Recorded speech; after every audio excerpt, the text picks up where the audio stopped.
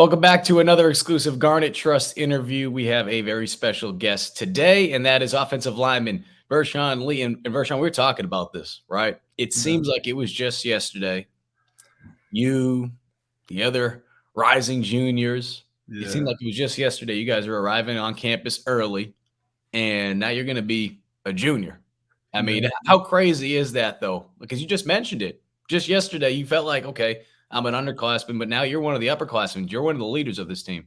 yeah. It's crazy because I can remember when I first came here, like getting my initial physical and all my initial training works. It's crazy because time flies. Like I've been here. Sometimes people ask me, and I'll say I'm a sophomore, and now I know that I'm a rising junior. I've been through like 2 seasons, so time flies, and it keeps going. It never stops. So I got to ask you this though, because you've come in freshman year and it's a weird freshman year. I mean, coaching changes in general could be tricky, right? Because you don't know what the heck your role is going to be. The guy and the guys on top of the coaching staff that recruited you, it's like, all right, does this next regime, are they going to look at me the same way, right? So bring me back. Bring me back now. When it's over with, it's in the past. So, yeah. be candid with me.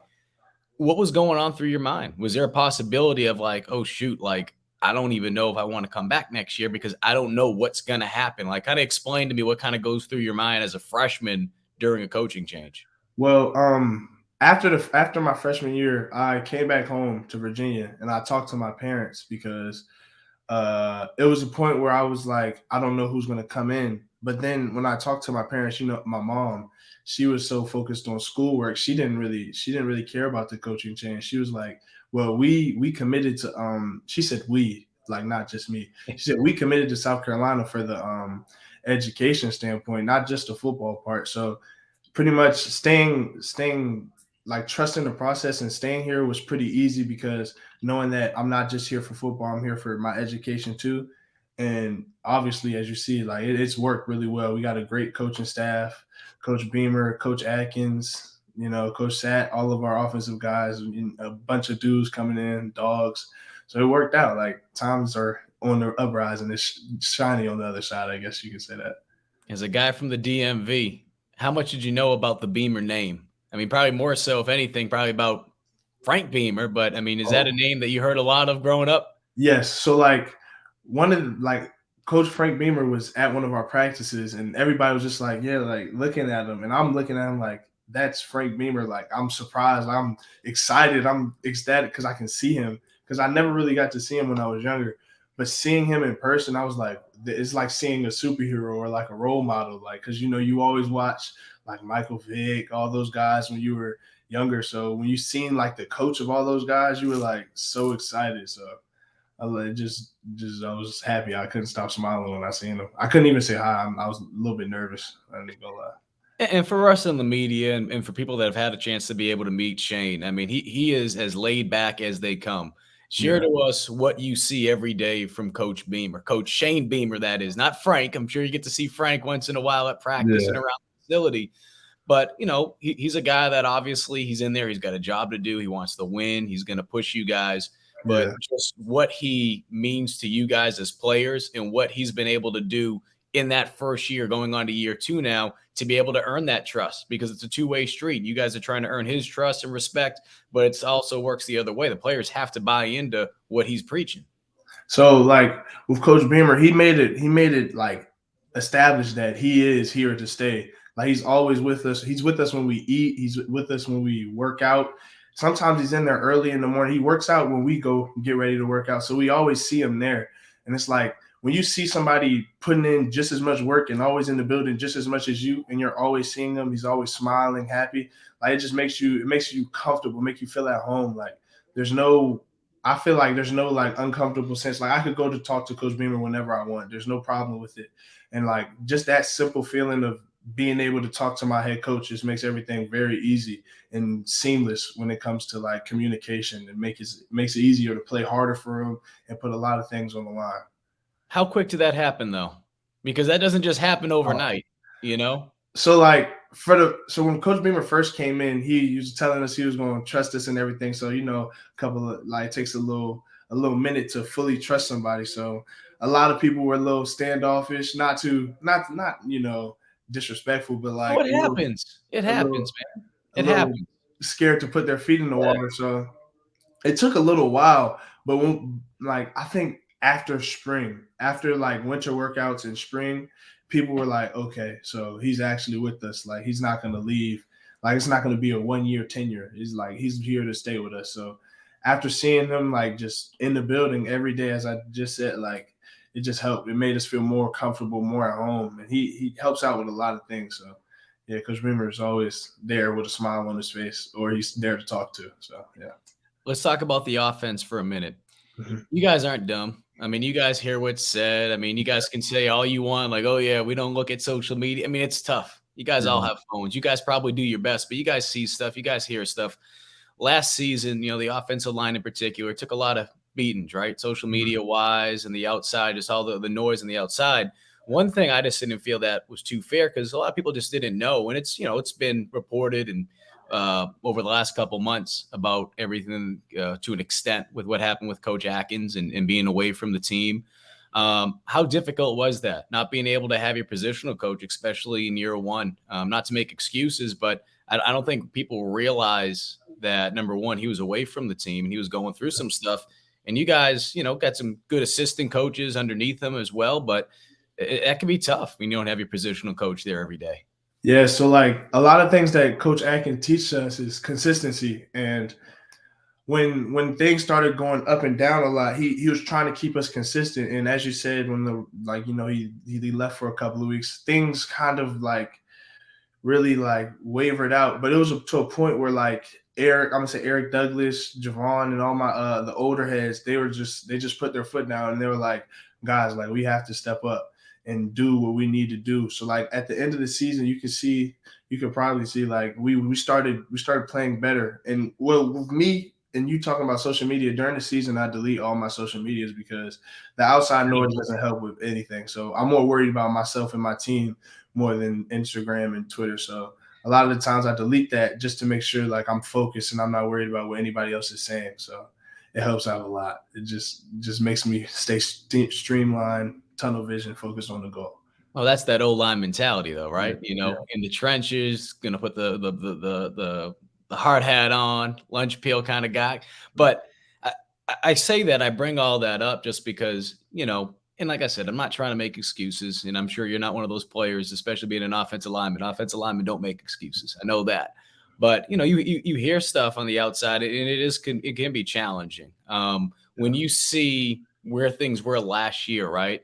Learning a new offense. Coach Atkins not there, maybe throughout the entire season. What do you think were some of the challenges when you look back, just as a unit, in terms of what do you guys have to be able to do to make this year better, and where do you feel like you guys have been able to grow throughout the spring?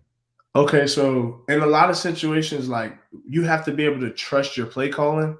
And a lot of times when you don't trust your play calling, you might think this step will be better. But if you trust your steps and you're consistent with all your steps, it makes the plays, it makes everything look better. Because even if you mess up on a step, if everybody around you is consistent and we all do the same step, it's gonna find a way to. It's gonna be it could be like a gain of one or a gain of two. But when everybody is being inconsistent and doing their own things, that's when you get the lost yardage plays and the plays that the whole everybody's like, ooh, what happened there? So it was just like sometimes when things become inconsistent, which we're working on is being consistent, is when it gets inconsistent, it can get pretty ugly. That's the thing.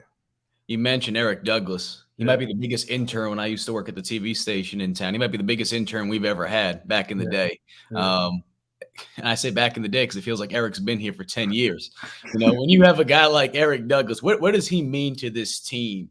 And what have you been able to learn from him? Because I think the guys that he had a chance to be able to learn from when he was younger, and I say younger, it feels like it was 10 years ago. He's like the Parker White of the team now.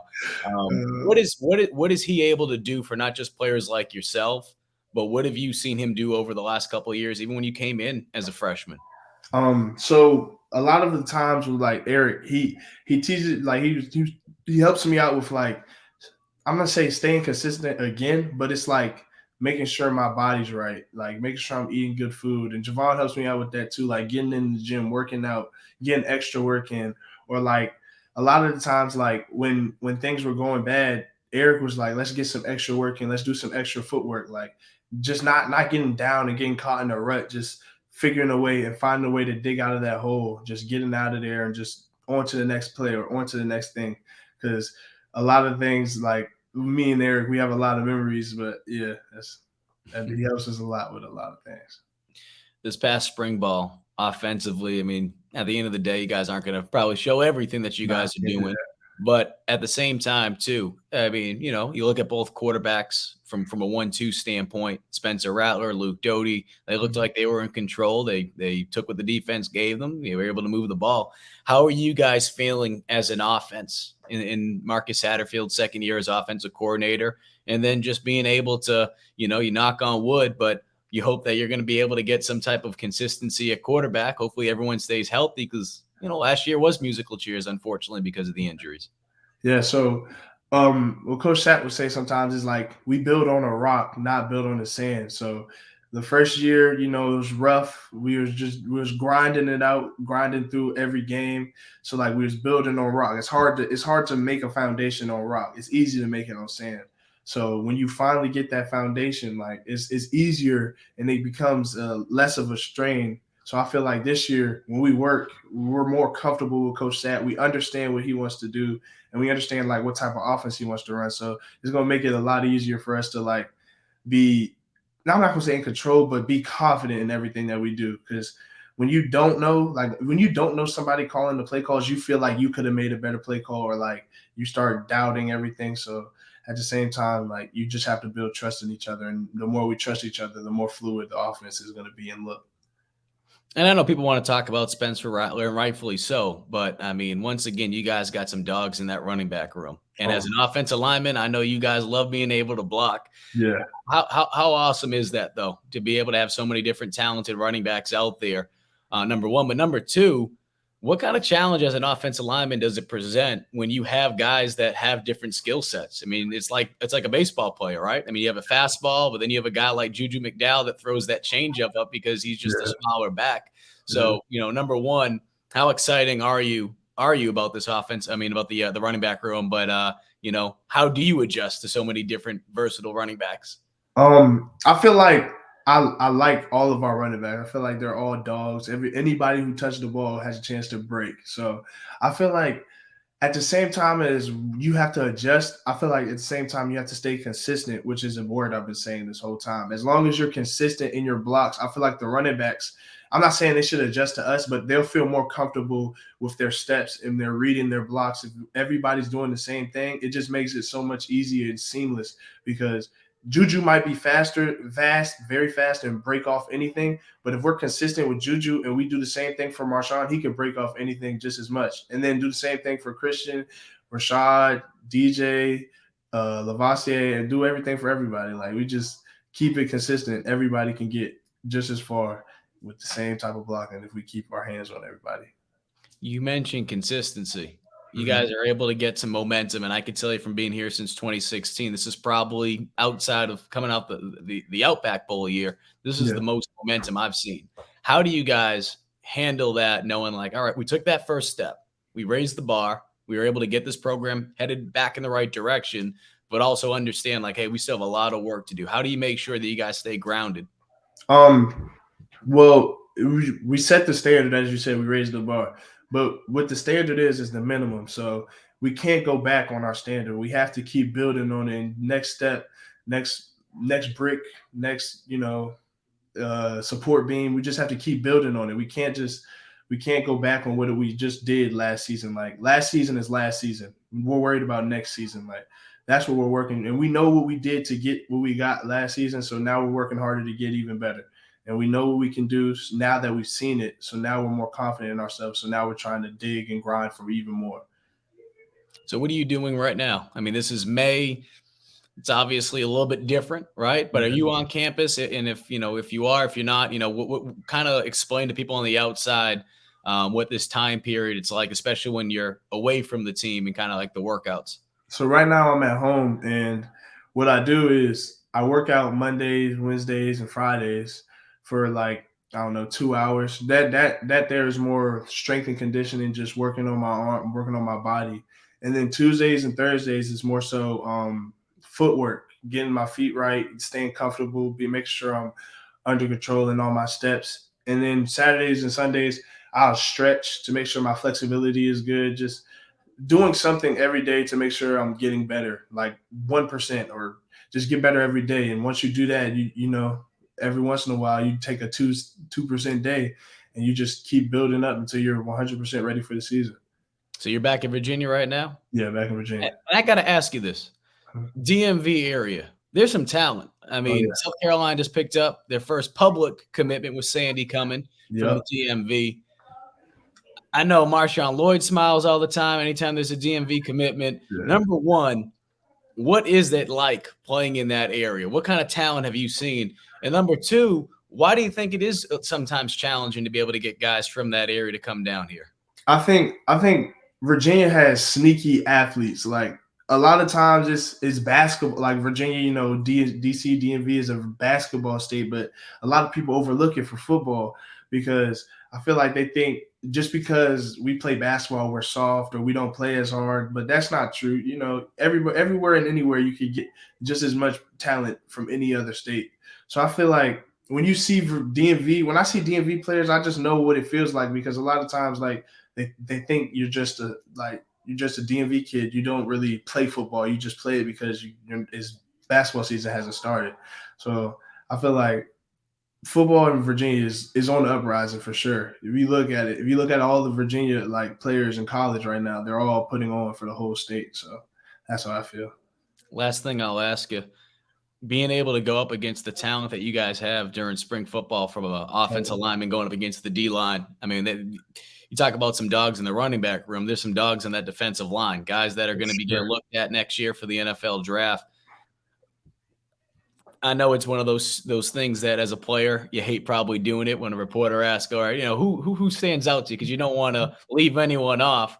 But, from the guys that you've seen, right? You think about the Jordan Birches, you think about the Zach Pickens, Mhm. about the Boogies, the Alec Huntleys of the world. What have you seen just as a unit in terms of their growth this spring? And, if you do want to point out a player or two, here's your time. Okay, so with our defensive line, I feel like my guy Alex, that's my guy. So he's building up his confidence. He's getting ready to I feel like he's going to explode this year. He's going to do great. And Zach has always been really good on defense. So me and Zach go against each other every day. So I see Zach all the time, every time I practice. So we have our little arguments or our little trash talk going on. So I feel like our defense is going to show out. And we have a lot of guys. We have MJ Webb. We got Nick Barrett. We got a whole bunch of guys. Like our room is deep. Our D line room is deep, and it's only getting deeper. And our DNs, I'm playing left guard, so I don't really see them that much. But when I do, it's like you got to be ready. So I feel confident in our D line and our whole front seven, front four. Like I feel good in what we got going. So. And especially because our defensive coordinator, he always got them in the right spot. It's fun going up against Coach White every practice. That's the one thing. Clayton White's got the boys ready to go, and I'm sure from an offensive line standpoint, it can create some headaches with that 4-2-5 with bouncing around pre-snap, and you don't know where guys are going to be coming off the edge and whatnot. But that's where college football is going. A lot of teams going with the 4-2-5. But Vershon, I know you said you're excited for the season to get here. We are less than 17 Saturdays, 16 more Saturdays to go until game one of the upcoming season for the South Carolina Gamecocks. If you want to help be able to support student athletes like Vershon Lee, as well as Gamecock football and just any Gamecock athlete for that matter, you can visit us at GarnetTrust.com to be able to learn more information. Vershon, we appreciate it, bud. We'll see you in a couple weeks. Camp's going to be here before you know it. Yes, sir.